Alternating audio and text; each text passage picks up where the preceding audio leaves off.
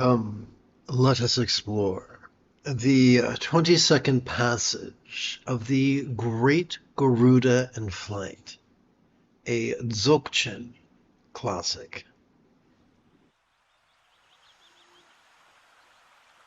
Let us relaxingly recite the 22nd verse. Ever present like an ocean, it gives rise to all phenomena. Its qualities are similar to that of open space. They have no place from where to originate.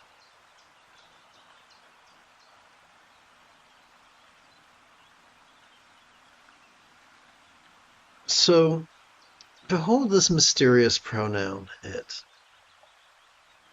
What is it referring to?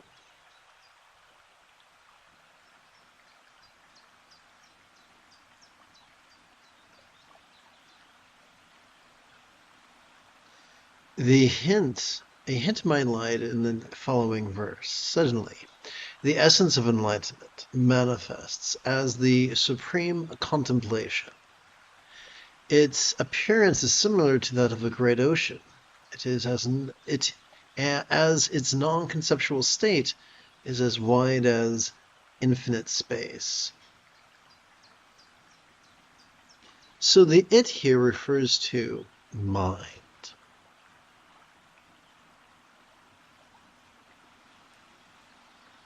When reading the Heart of Wisdom Sutra, there is a passage that talks about 3 circles of phenomena. Externally, there are sights, sounds, sensations, flavors, scents, and mind. Physically, there is or are our eyes, ears, flesh, tongue, nose, and brain.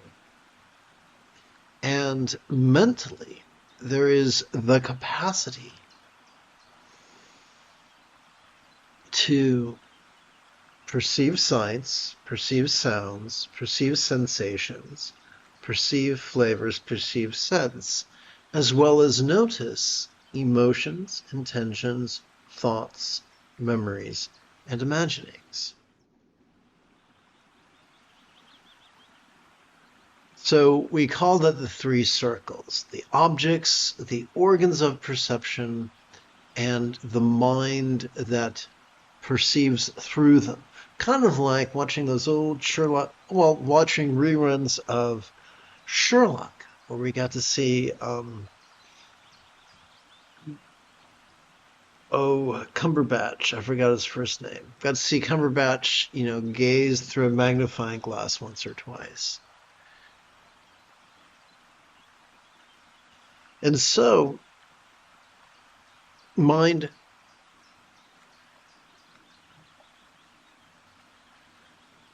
we are at the mercy of mind. Sometimes mind presents us with the external or the internal, the physical or the mental, the pleasurable or the painful, the interesting or the boring, the glorious or the grotesque. Ever present like an ocean, it gives rise to all phenomena. Its qualities are similar to that of open space. So open space is the opposite of a little teeny tiny interior of a small little shell. So that which could be perceived is innumerable and infinite.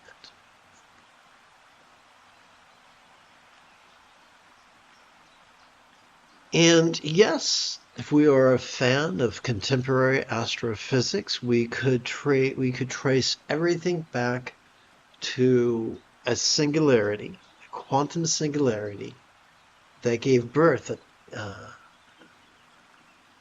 to the universe as we know it in an event nicknamed the Big Bang.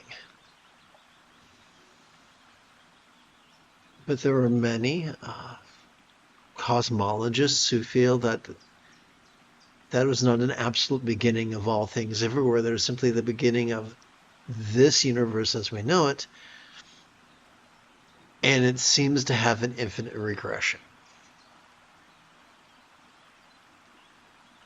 What has this to do with meditation? We can exhaust ourselves chasing causality. Now, sometimes causality is practical. For instance, if I've gained an additional 20 pounds, I might want to look at my diet. I might want to look at what I eat or when I'm eating or if I'm exercising at all.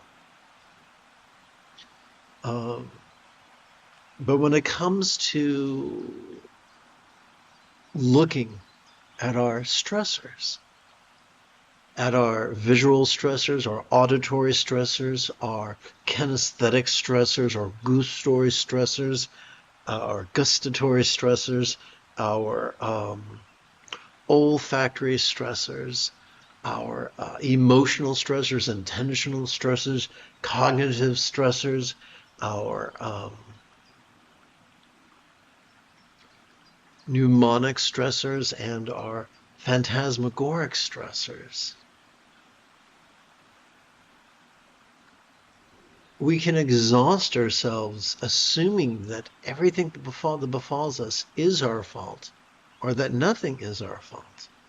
We can exhaust ourselves saying, if only, if only, if only, And we're all guilty of doing that.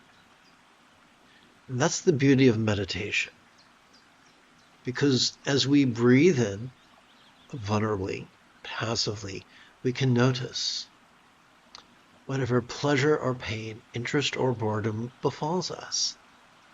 And as we exhale, we can cooperate with our body's tendency to relax.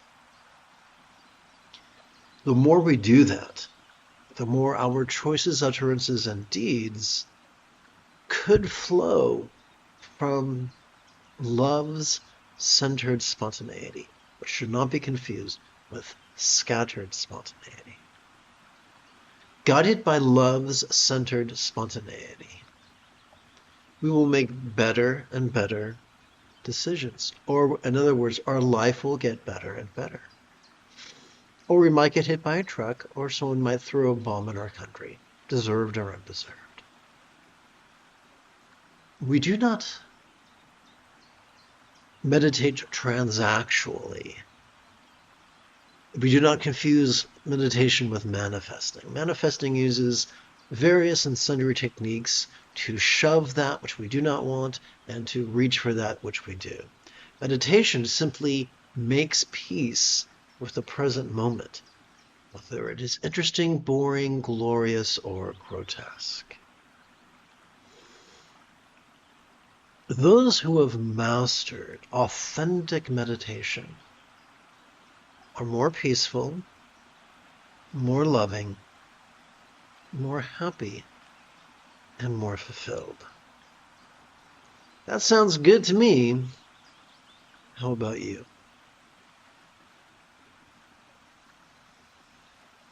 Having completed this evening's opening lesson, let's shift gears.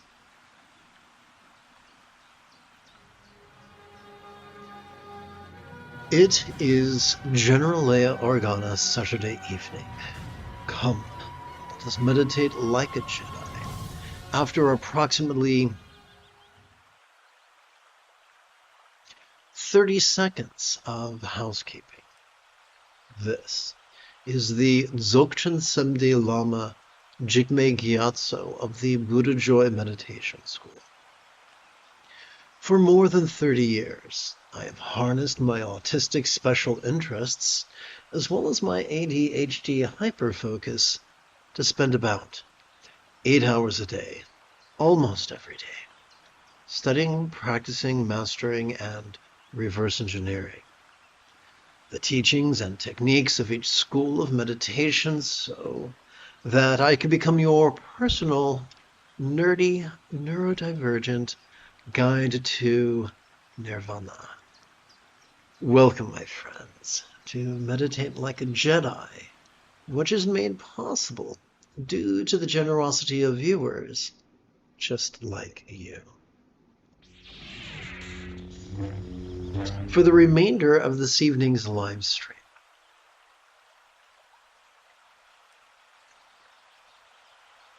let's play with the latest iteration of easy mantra meditation practice text, or sadhana, if you're nasty.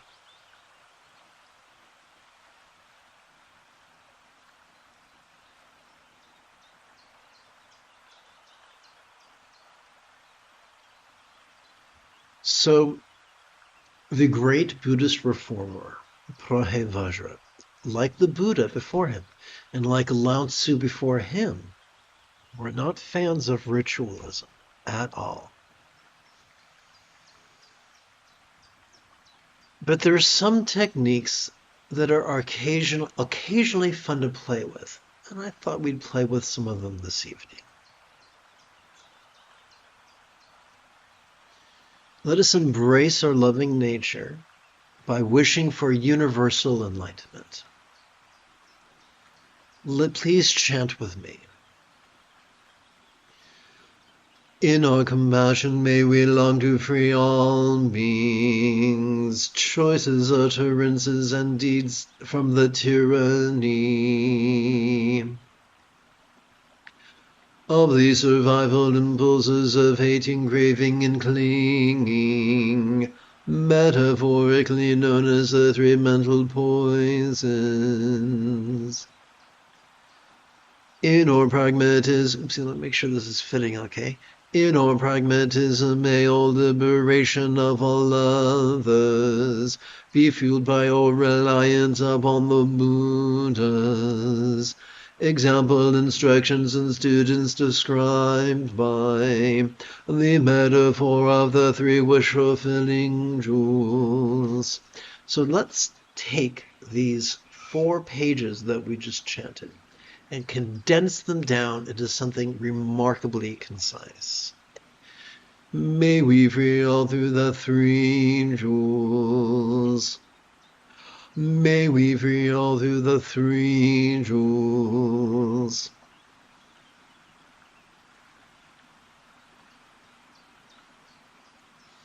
Let's practice tikle, or drop, to better master the bliss or joy of the 4th of 7 enlightenment factors. To do that, we're going to metaphorically call the guru from afar, known in Tibetan as Lama Khyendo. Forgive my pronunciation, I am not a linguist. Lama, come to this crown. Lama, come to this crown.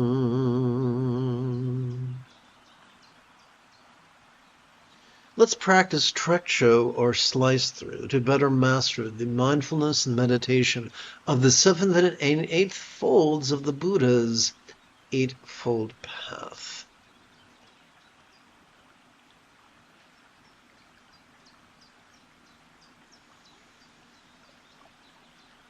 Mindfulness, or sati, is just a fancy word to describe noticing.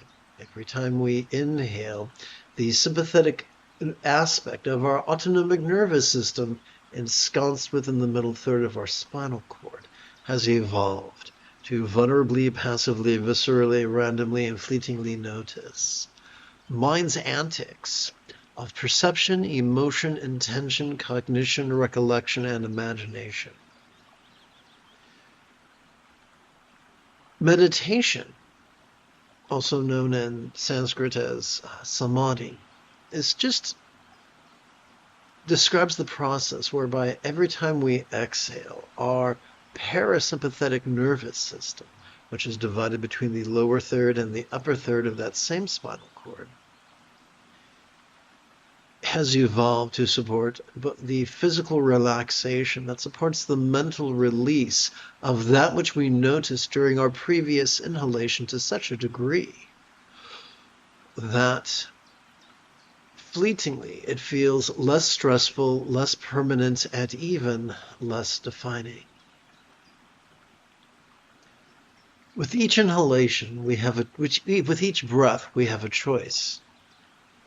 Do we actively compete against our autonomic nervous system, over-focusing and over-analyzing to the point of exhausting our prefrontal cortex, presenting with symptoms of depression, and triggering our amygdala, the seat of both anxiety and aggression? Or do we passively cooperate with our autonomic nervous system in such a way as to calm our amygdala and to gently stimulate our anterior cingulate gyrus, which functions as the hub of our mirror neurons, the seat of empathy, which transforms our aversions into compassion and our avarice into love. If you, like me, would like to passively cooperate with our autonomic nervous system that the ancients refer to as our Buddha nature, then the next intelligent question is, how do we do that easily and sustainably? Every time we feel air enter our nostril, silently and mentally, we could recite the demonstrative pronoun this. Every time we feel air exit our nostrils, silently and mentally, we could recite the one-syllable verb ease. We could do that while lying down. We could do that while walking briskly around the block. We could do that while sitting as sustainably as we've conditioned our body.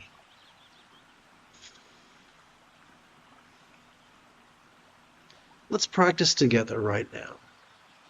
The moment you have a specific question about Buddhist philosophy or meditation, do not hesitate to type your question in great detail in the chat window. For I tend to check for questions approximately every 13 minutes or so.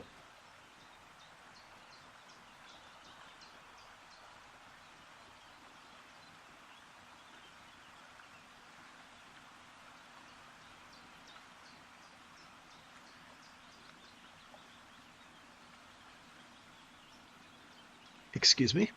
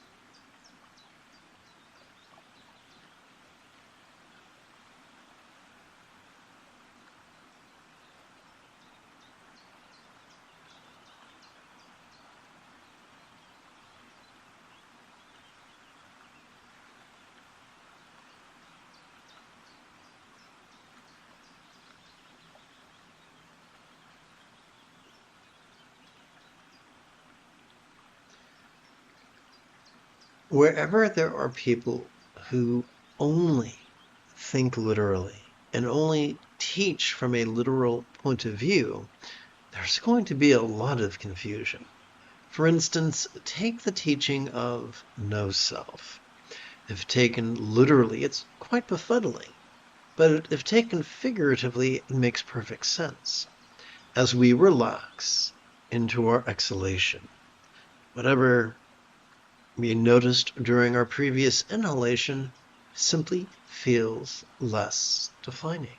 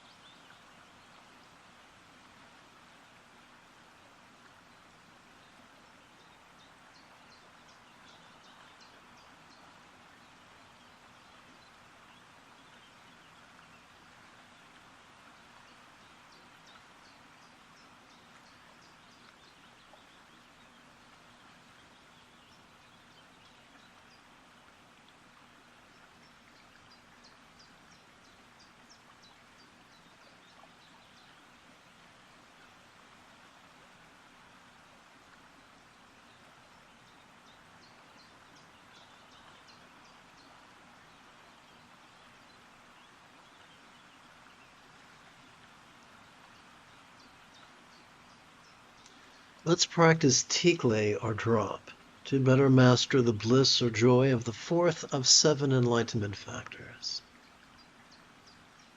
Together. Lama, blend with this mind. Lama, blend with this mind. Let's practice trek show or slice through to better master the mindfulness and meditation of the 7th and 8th folds of the Buddha's Eightfold Path.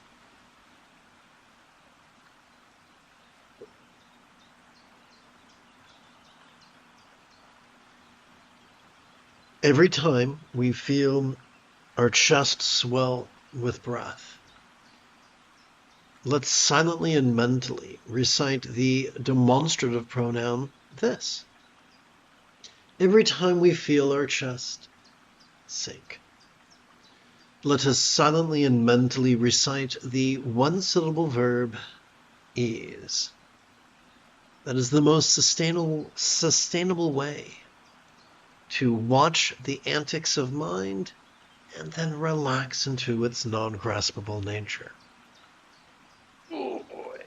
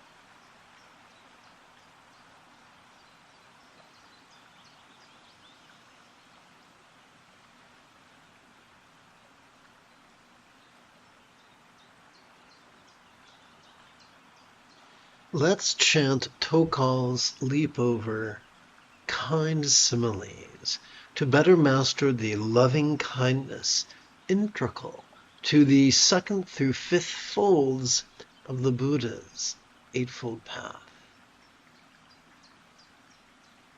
We'll begin with an explanation of the Benza Guru Mantra. Let's chant. Om Ahung, I invoke the example, teaching, and students of the Benza Guru Tantric teacher that mastered Padma's wisdom of peace and seed his power of love, who may all accomplish that mastery. Oops. I'm going to replace that M with an NG. A little homage to Tibet. Together, rather than indulge or controlling tendencies with all follies of active visualization, emotion, magic, and belief, we could just recite these kind words in harmony with our breathing and allow our subconscious to do the heavy lifting. Let us therefore sidestep the rigidity that confuses metaphors or statements literal, and relax into the flexibility that savors the chance explaining metaphors as similes. May every being's mind now possess the great joy, symbolized by a one-syllable seed or bija mantra. As we breathe in, silently and mentally, we could recite this very concise version of a loving wish. And this isn't a prayer to a real or imagined celestial entity. We're just playing with words to guide our own intention. During our exhalation, we can physically relax as best we can as we chant this 12-syllable mantra.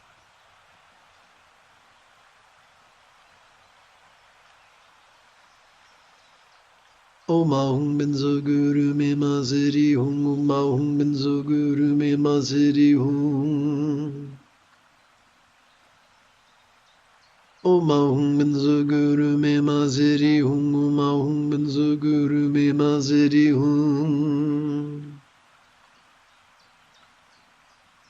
Om Ahung Benzo Guru Me Maziri Hum, Om Ahung Benzo Guru Me Maziri Hum.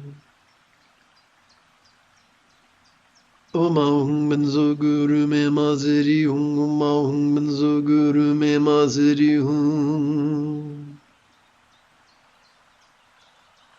Om Ahung Benzo Guru Me Maziri Hum, Om Ahung Benzo Guru Me Maziri Hum.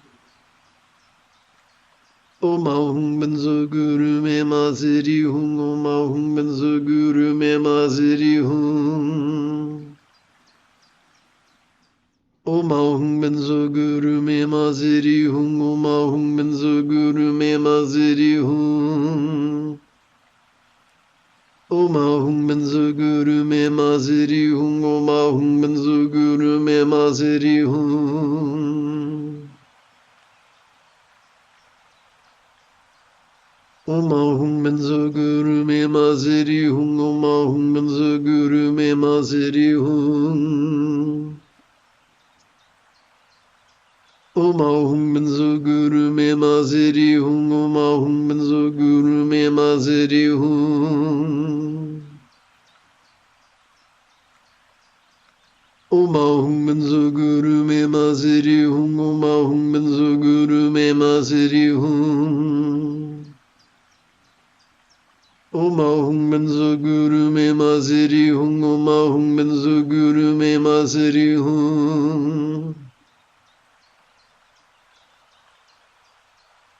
Om Ahung Benzo Guru Me Maziri Hum, Om Ahung Benzo Guru Me Maziri Hum. Om Ahung Benzo Guru Me Maziri Hum, Om Ahung Benzo Guru Me Maziri Hum.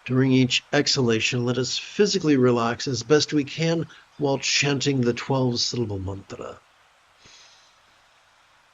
Om Ahum Benzo Guru Me Maziri Hum. Om Ahum Benzo Guru Me Maziri Hum. Om Ahum Benzo Guru Me Maziri Hum. Om Ahum Benzo Guru Me Maziri Hum. Om Ahum Benzo Guru Me Maziri Hum. Om Ahum Benzo Guru Me Maziri Hum. Om Ahum Benzo Guru Me Maziri Hum. Om Ahum Benzo Guru Me Maziri Hum. Om Ahum Benzo Guru Me Maziri Hum. Om Ahum Benzo Guru Me Maziri Hum. Om Ahum Benzo Guru Me Maziri Hum. Om Ahum Benzo Guru Me Maziri Hum.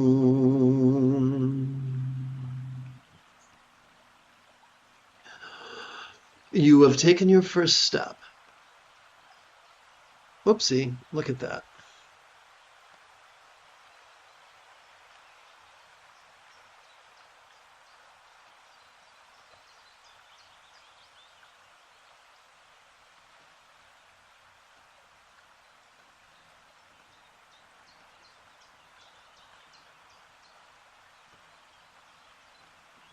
Okay.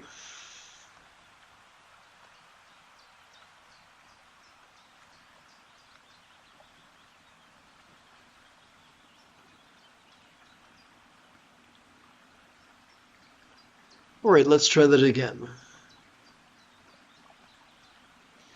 You have taken your first step into a much larger world.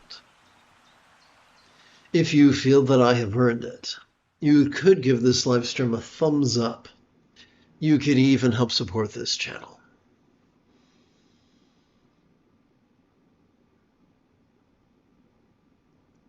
In approximately 11 hours, I would very much like to return to lead tomorrow's morning meditation class, as well as group practice.